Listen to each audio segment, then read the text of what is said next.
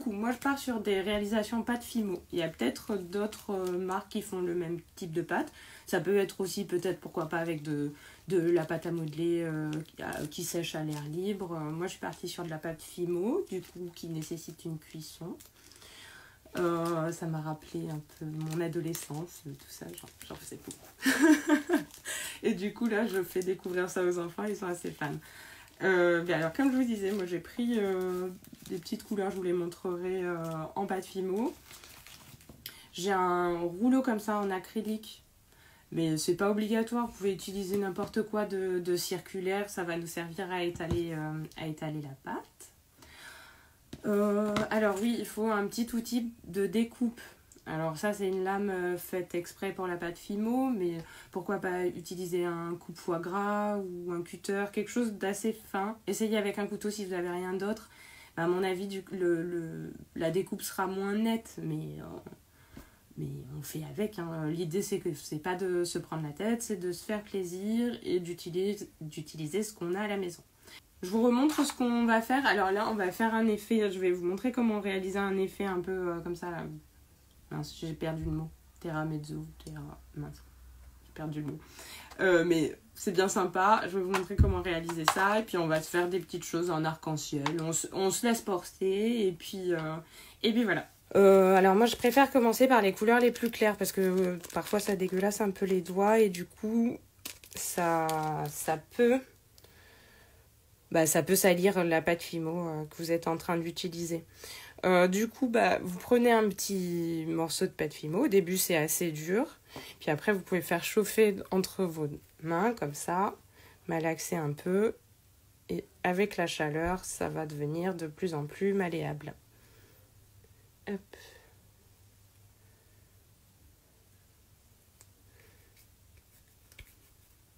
C'est frustrant de ne pas vous voir en même temps. J'aurais bien aimé. Je compte sur vous après pour montrer vos réalisations.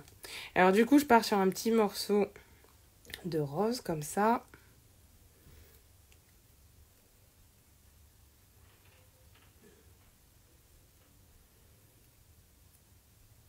Alors là, ensemble, on va modeler différentes formes.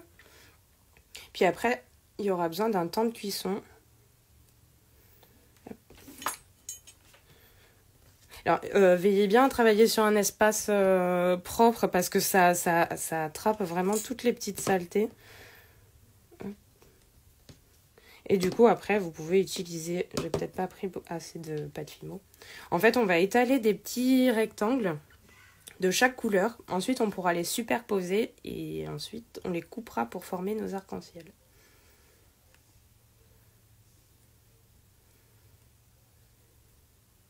Alors moi, je suis partie sur ces couleurs, mais il n'y a rien d'obligatoire. Hein. Vraiment, vous pouvez faire...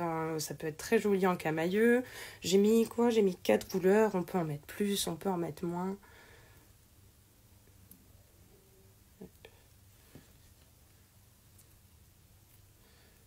Allez. Du coup, après, on étale ça.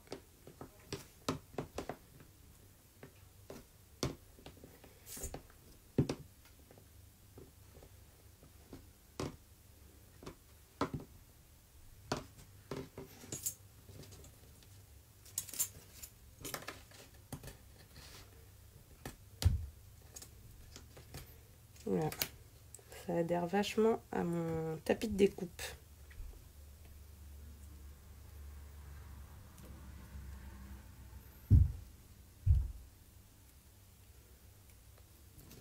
Hop. Alors appuyez peut-être pas trop. J'ai peut-être un peu trop appuyé. Du coup, après, j'ai du mal à le décoller. Alors, il faudrait que ce soit plus long que large.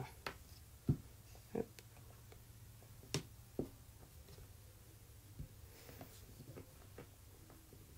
Si on veut en faire plusieurs, il faut quand même une certaine largeur. Oh là là!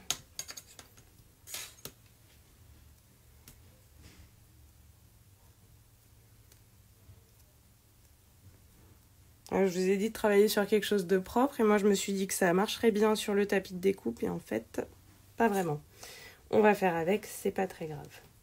Donc une fois qu'on a à peu près ça, hein, vous voyez, faut que ce soit un peu plat, on va le réaplatir après, donc c'est pas grave. On se fait ça dans toutes les autres couleurs. Hop.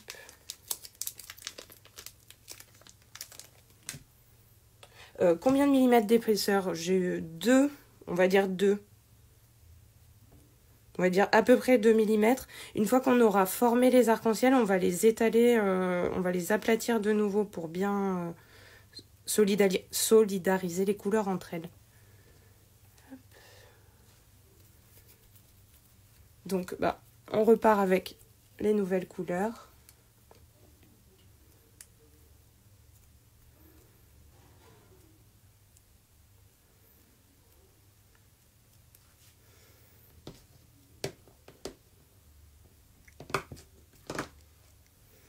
Hop.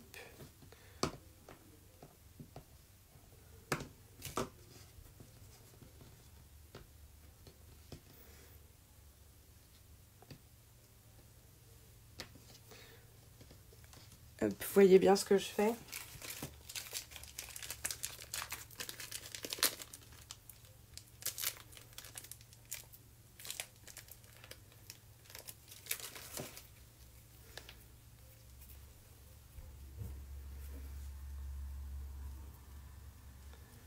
Hop. Alors, je continue avec ce joli rose, un peu flamant rose. Alors, il faut bien malaxer la pâte, qu'elle se ramollisse assez. Alors, tu nous avais pas dit que c'était une séance de sport quand même? ça muscle les bras. Ben, c'est vrai qu'au début, la pâte Fimo, c'est vachement dur. Hop.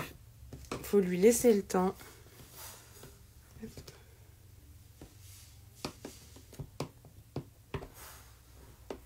Puis si on peut faire une séance de sport et un peu de do it yourself, c'est pas mal.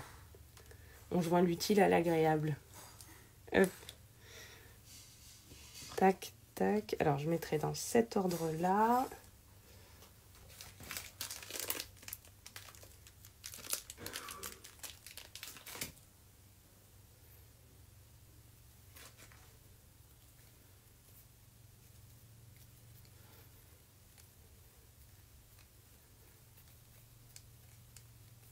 Vous voulez que je fasse le coach sportif? Allez, on malaxe, on malaxe.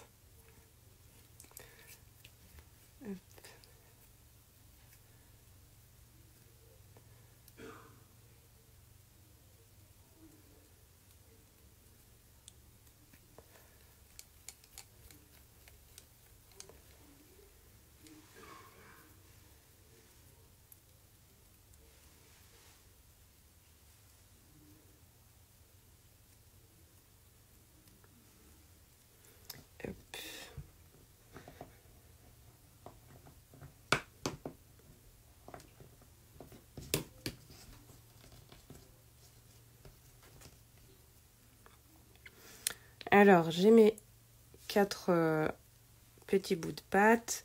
Je vérifie qu'ils aient à peu près la même épaisseur, histoire que le résultat soit régulier. Et ensuite, alors la bleue, je vais peut-être l'étaler un tout petit peu plus. Voilà.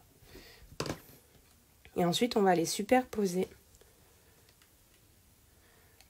Alors moi, j'ai fait bleu, jaune, rose poudré. Et ensuite, le rose un peu plus flamant rose. Hop. Donc ça donne ça. Et ensuite, c'est là où la lame, elle est hyper importante. Ensuite, on va couper des bords un peu réguliers. Donc ça va être de la chute, mais c'est déjà pas mal. Moi, c'est les morceaux que je donne aux enfants. Comme ça, ils peuvent faire leurs petites perles pour faire leurs bracelets et tout. Et ensuite, on se prend une petite épaisseur. Alors, on prend combien 0,5 cm. Et on coupe. Donc là, j'ai ça. On peut en faire plusieurs. Hop. Au moins 2 déjà, pour faire une paire de boucles.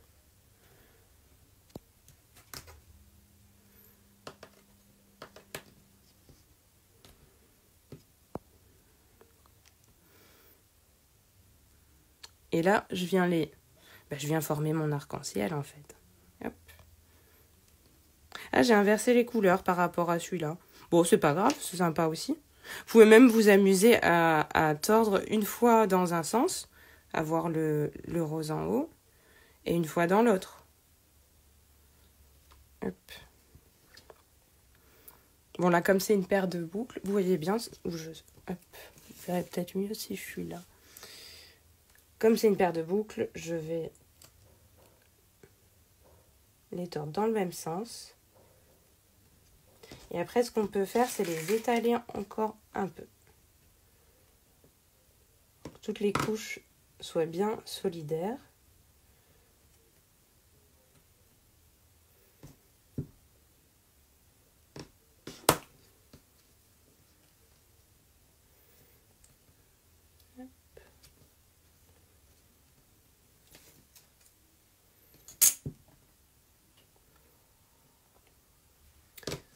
J'étale un peu parce que c'est peut-être un peu épais. Parce qu'après, on fera des trous pour pouvoir passer un anneau. Pardon.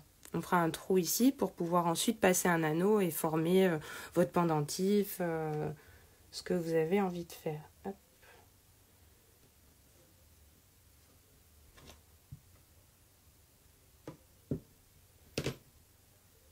Hop. Allez, quand on pense qu'on est bon, on vient couper le bas pour avoir les bornettes.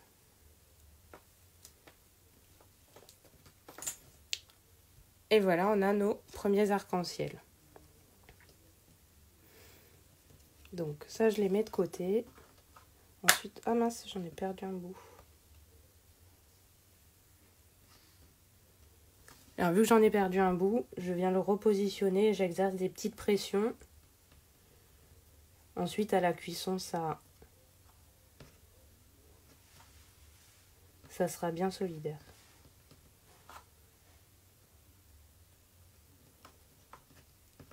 Je vais m'en faire un autre par sécurité, pour être sûr de pouvoir avoir ma paire. Donc, c'est bon pour vous? Chez vous, ça marche bien? Je me recoupe une bande.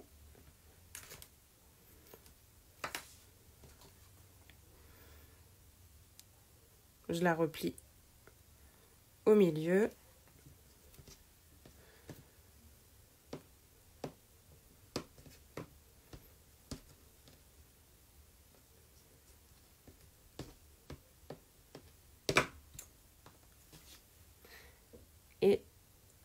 Et je coupe.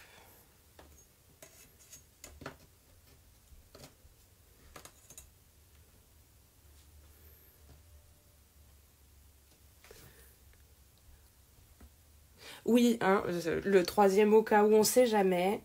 Et puis ça pourra toujours servir à faire un petit pendentif, à faire autre chose. Toutes les petites chutes, moi je les garde. Après on peut en faire, on peut les utiliser pour faire des perles un peu abstraites, je sais pas. En tout cas, on ne va pas jeter ça. Ça fait une denrée précieuse pour les petits. Moi, il m'en reste encore. Donc, je vais en couper une bande de plus. Tac. Et je vais l'étaler dans la longueur.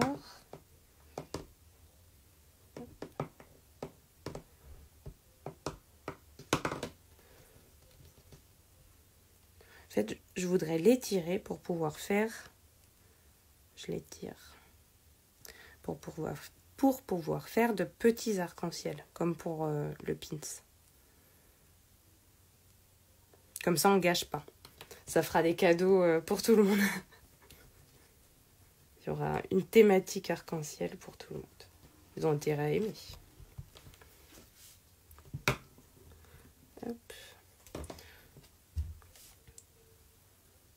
Et là, je vais couper de plus petits tronçons. Par exemple ça, on va voir ce que ça va donner.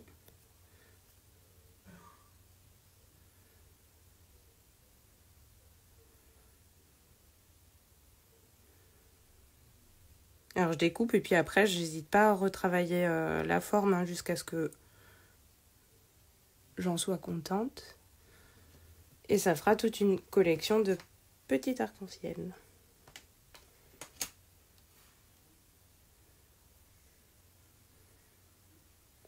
Et si je veux qu'ils soient encore plus petits, je les tire.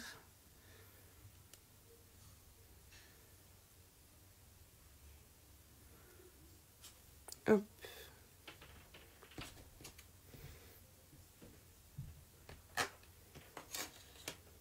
Alors je vais vous montrer, pour moi j'avais fait les grandes boucles.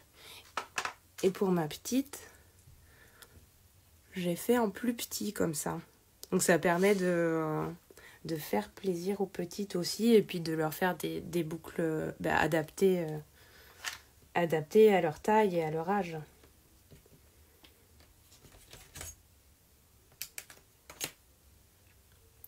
Alors ça marche bien chez vous les arcs-en-ciel ?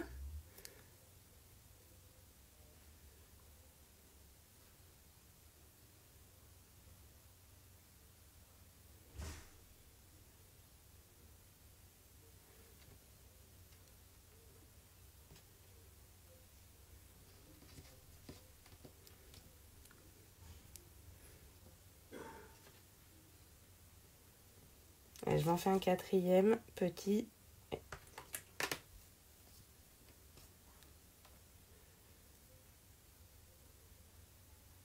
Ah bah bravo Cindy. Cindy a raté le début. Je sais pas pourquoi, ça m'étonne pas. J'avais dit de mettre le rappel. Hein. Donc pour tous ceux qui sont comme Cindy, il y aura le replay disponible pendant 24 heures sur le compte de iMake.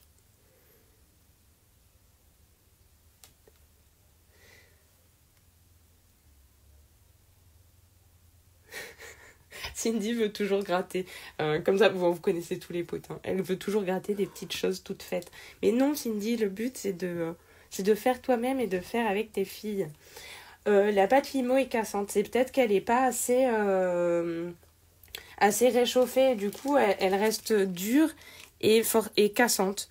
Du coup, il faut peut-être bien la malaxer. Hop.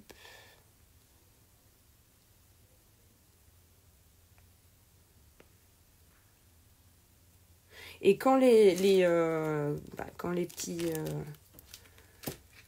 petits pâtons de pâte Fimo sont ouverts, et ben ça devient sec plus vite, c'est encore plus cassant.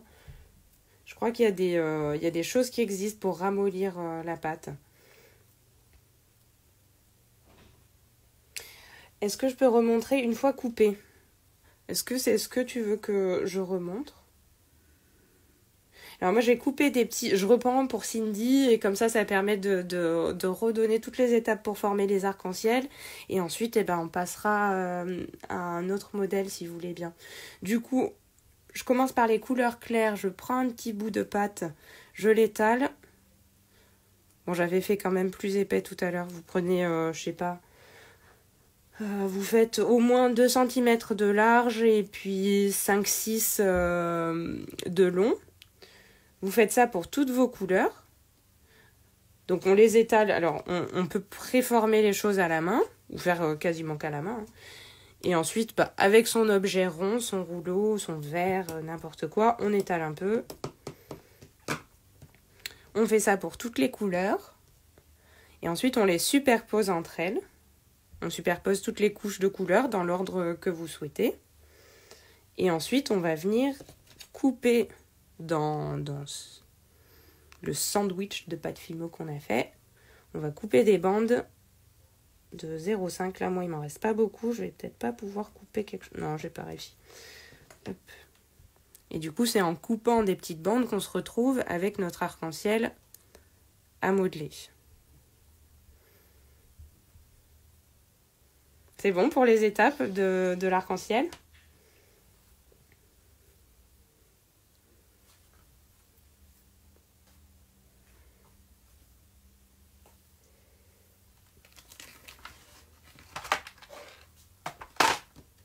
Alors, je me mets tout ça un peu plus loin. C'est mignon, tous ces arcs-en-ciel. Enfin, moi, j'aime bien. Alors, je vous montre comment faire un effet un peu comme ça. Hop. Donc moi, je vais repartir sur la même base, mais vous pouvez faire ou non, ou je peux faire différemment. Tiens, je vais changer. Je vais prendre une base bleu foncé. Alors, vous choisissez une couleur support, entre guillemets. Pareil, on vient malaxer. Alors, non.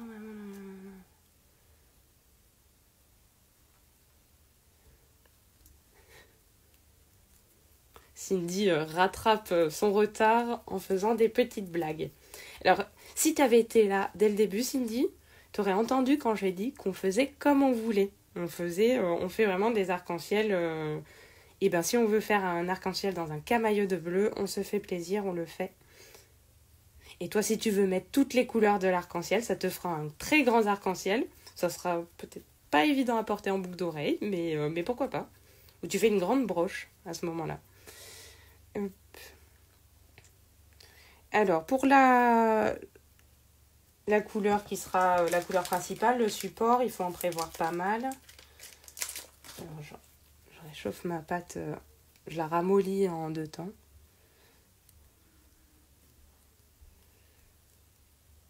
Ah, c'est difficile d'avoir 2 côtés uniques. Ben oui, mais je pense que on va pas se mettre la pression, hein. Moi non plus, il y en a pas un qui est pareil. Et même si on regarde celle que j'ai déjà faite, c'est pas exactement pareil. C'est pas grave.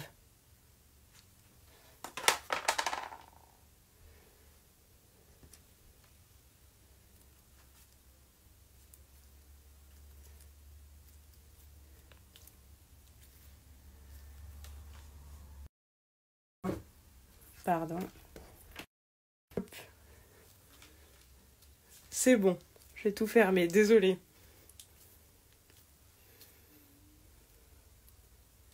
Alors, quand c'est bon, on l'étale. Et là, il nous faut une certaine surface quand même. Hop.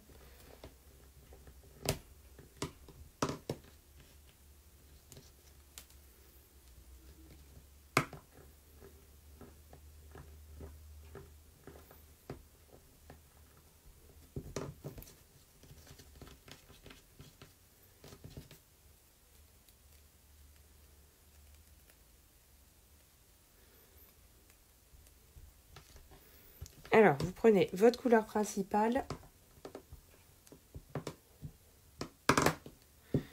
Vous l'étalez, mais peut-être pas trop, parce qu'on va l'étaler de nouveau ensuite pour bien intégrer les autres éléments.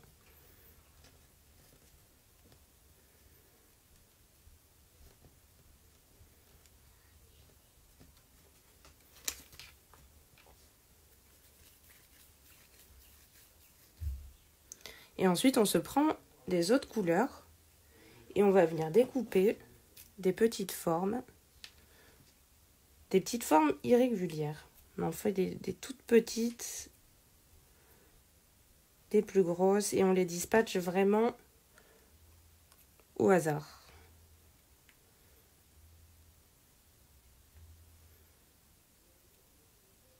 Hop.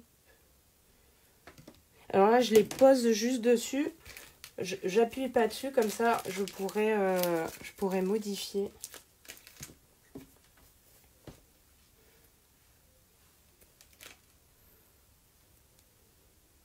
Donc je me fais des petits boudins des autres couleurs.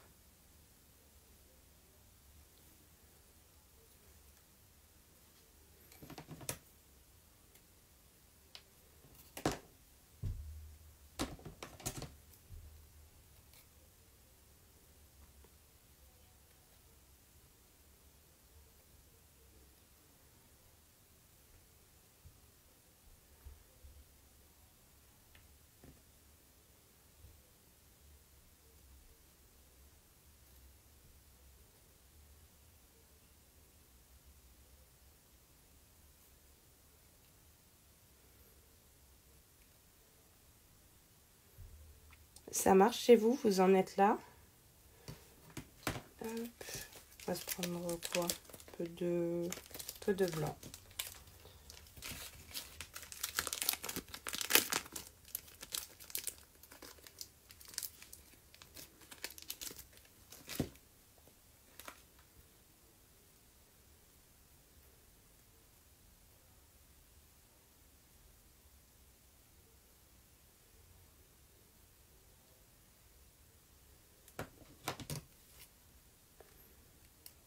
Et je continue à disposer un peu au hasard des petites paillettes.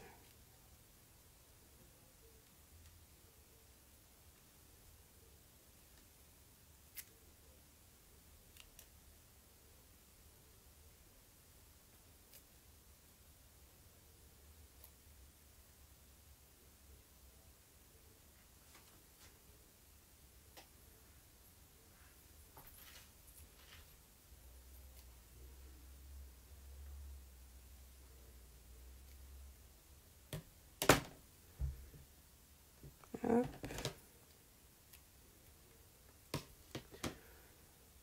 Alors, une fois qu'on est un peu content de ce qu'on a fait,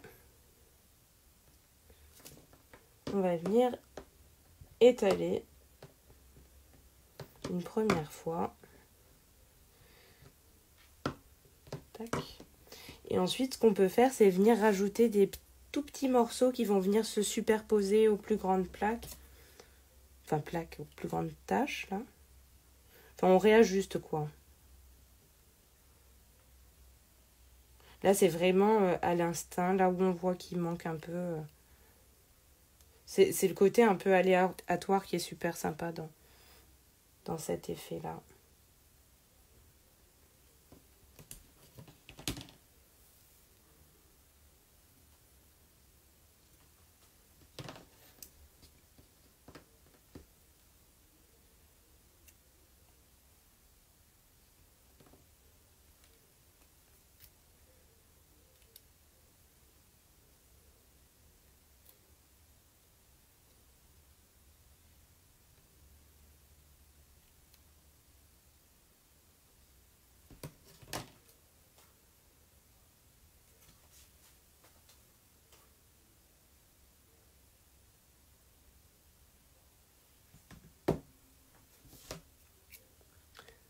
Hop.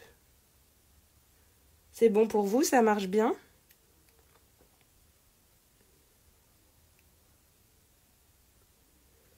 Alors j'en mets des vraiment mini que je viens mettre par-dessus les autres. On va se mettre des mini blancs. Et puis bon, après, au bout d'un moment, faut savoir s'arrêter. Et là, pareil, je les intègre du coup.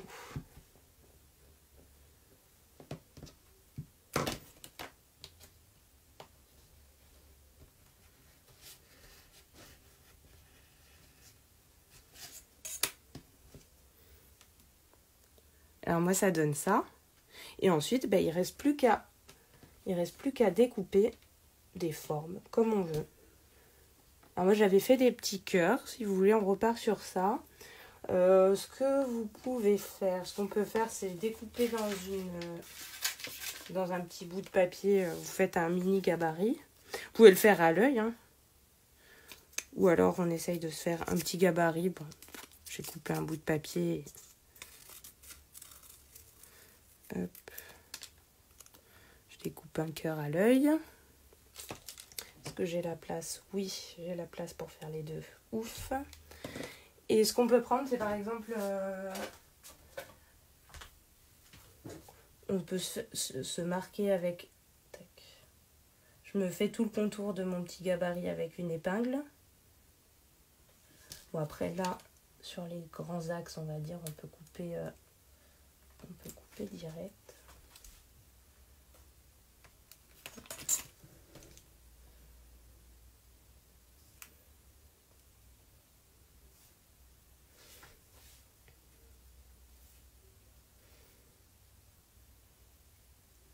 Hop, alors j'ai tracé mon premier cœur.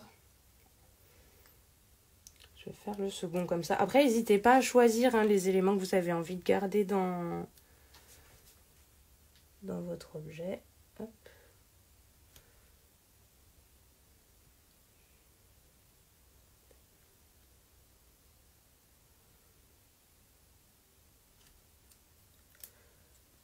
Voilà. Du coup, après, utilisez votre couteau, votre lame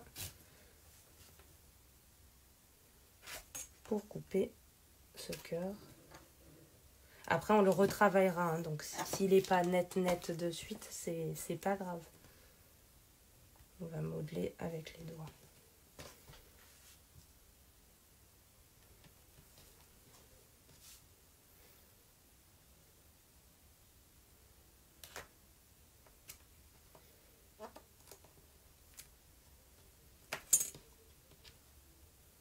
Alors, j'ai mon premier comme ça. Je le retravaille pour qu'il ait une jolie forme. Bébé Picasso. Bon, si tu veux. C'est toi, Picasso. Hop.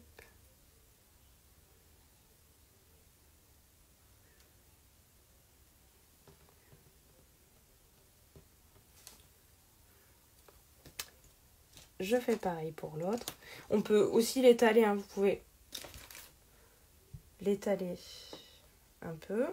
Ça va rendre la surface plus lisse. Attention, faites attention à ce que ça n'adhère pas à votre support. Hop. On passe à l'autre.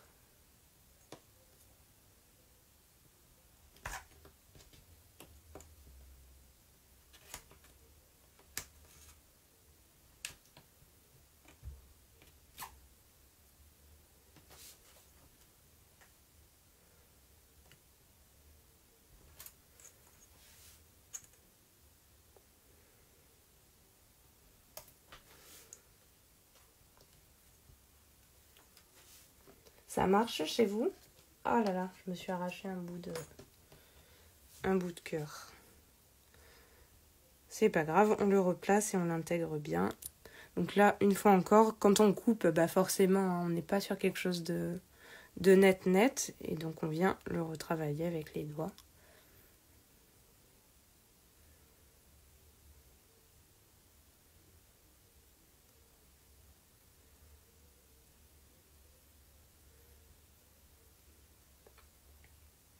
Bonjour Nadia, je vous rejoins.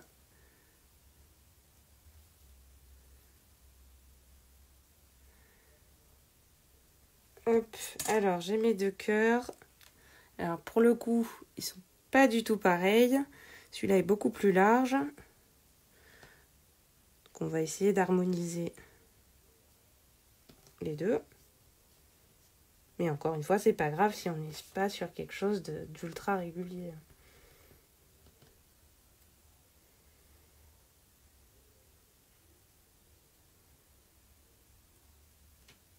Là, je marque bien le creux du cœur, là.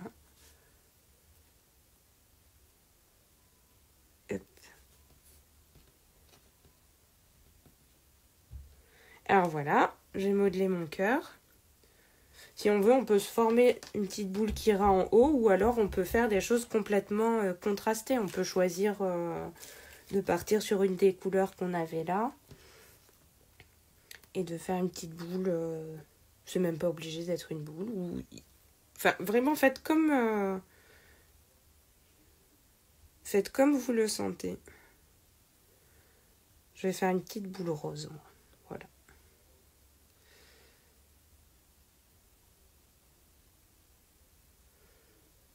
Et du coup, je l'aplatis bien pour que ensuite je puisse le coller à un support de boucle d'oreille après.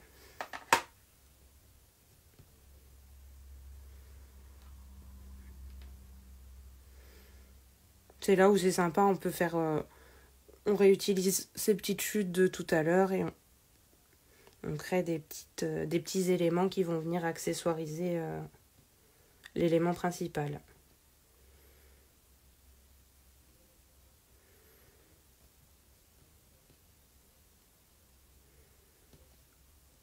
Hop.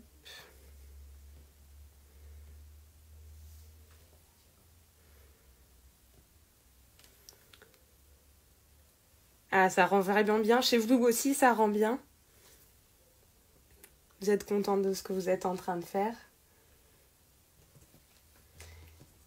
Et ensuite, toutes ces petites chutes, on peut les remettre ensemble, les remodeler et créer plein de petites perles. Moi, je leur ai fait, enfin, ils ont fait plein de petites perles pour faire des bracelets, des colliers qu'ils offrent à tout le monde. Hop.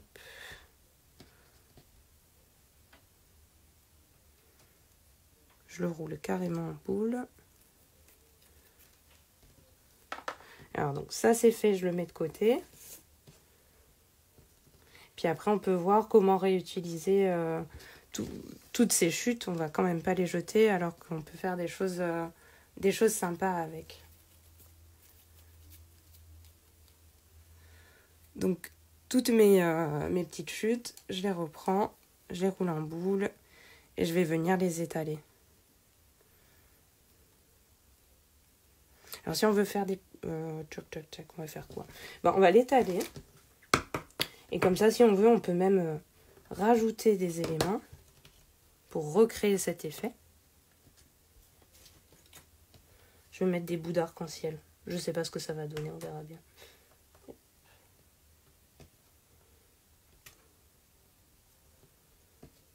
Alors encore une fois, je coupe des choses très irrégulières.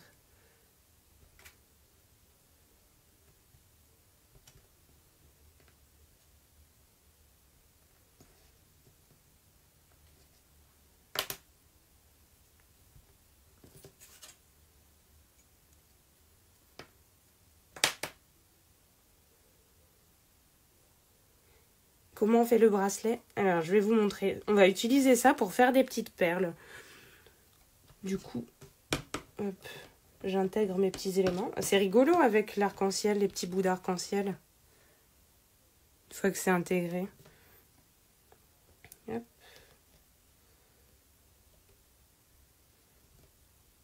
Allez, j'en place un peu partout. Et ensuite, on peut les rouler.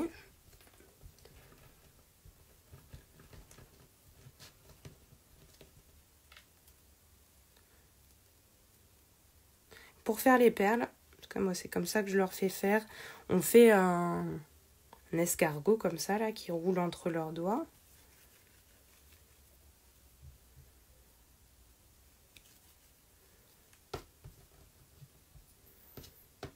Et ensuite, on vient couper des petits morceaux. Et du coup, ça fait des tronçons comme ça. Alors, soit on les garde tels quels, ou soit on les retravaille en boules, faire des petites boules. Et ensuite, il faudra les percer. Pour percer, moi, j'utilise une épingle et je passe à travers. Alors, il faut y aller tranquillement parce que ça déforme un peu la perle. Mais il n'y a pas de mal ensuite à aller la retravailler. J'écarte un peu le trou volontairement, histoire qu'ils arrivent à faire passer leur fil. Alors nous, on utilise du fil élastique. Comme ça, c'est sympa. Et après, pour la taille des boules, donc là, c'est peut-être assez gros. On peut faire le serpentin encore plus petit. Si on veut de petites perles. Alors là, j'ai roulé en boule. Après, on peut juste l'étaler un peu. Enfin, vraiment vous laisser porter. Alors là, ça a donné quelque chose de complètement aléatoire. Enfin, ce sera toujours aléatoire, mais on aime ou on n'aime pas. Ça va faire des perles un peu dans ces tons-là. Ce qui peut être sympa, c'est de réutiliser les petites chutes d'arc-en-ciel.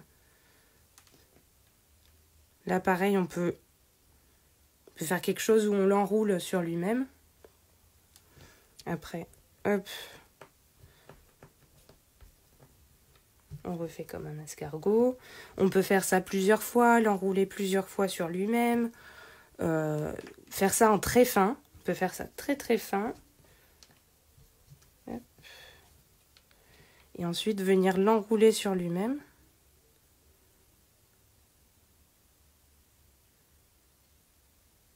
Ah, mes bracelets sont très beaux. Merci beaucoup. C'est des éléments qui sont recouverts de tissu. Ça doit pas être trop compliqué à faire. J'avoue que je les ai achetés.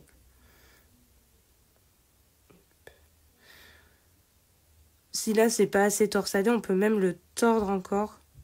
Vraiment, n'hésitez pas après à expérimenter. Hein. Pour moi, là, à ce niveau-là, il y a pas de règle. C'est juste se faire plaisir. Hop.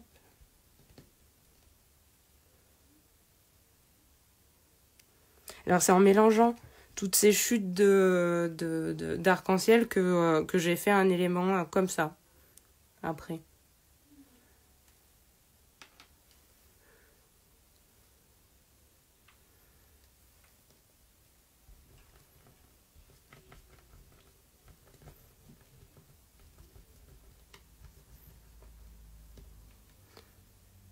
Alors si on fait comme tout à l'heure, on en casse des petits bouts et on fait des petites boules. Alors je vais pas tout faire, comme ça va leur laisser de quoi faire au mien là. Ça fait des petites perles sympas, ça fait des petits bracelets d'été. Moi je trouve que c'est une chouette activité à partager avec les enfants.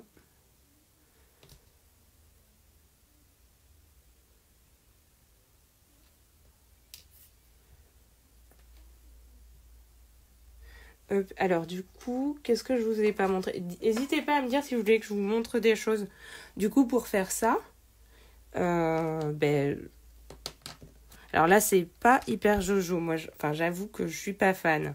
Il y avait plus de rose et... c'est assez aléatoire aussi. Hein. Donc il y avait plus de rose et le rendu est plus sympa là que là. Mais sur le principe, c'est ça. Et donc on crée une perle principale. Là, je l'ai écrasé un peu en galet. Ça peut même être de récupérer ça. Vous le roulez en boule. On va voir ce que ça donne. On le roule en boule. Puis après, on vient l'écraser. Hop.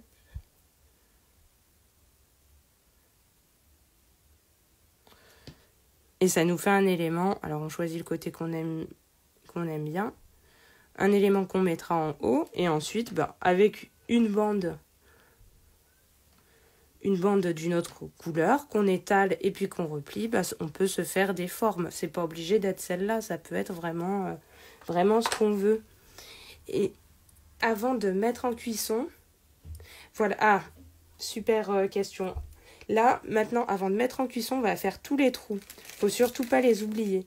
Mais par contre, les anneaux, on les mettra après. Donc pour faire les trous, sur les petits arcs-en-ciel, si on veut que ce soit des pins ou des broches, on fait pas de trous. Je vais en faire là. On fait les trous avant. Et ensuite, on mettra en cuisson. Donc, c'est 30 minutes à 110 degrés. Hop. Faut que je regarde l'heure. C'est bon, on est encore bon. Là, par exemple, sur la boule qui sera là, faut pas oublier de faire un trou en bas. Enfin, en tout cas, un trou d'un côté qui sera en bas. Et ça permettra de rejoindre les deux éléments. Et donc, après cuisson, ça devient bien dur, ça bouge pas. Et ce que j'ai fait, alors, est-ce que ça va, est-ce que vous allez bien le voir? Moi, j'ai utilisé du vernicole. Parce que quand ça cuit, ça va être mat. Hein. Là, on est vraiment sur un rendu mat. Ça va rester tel quel.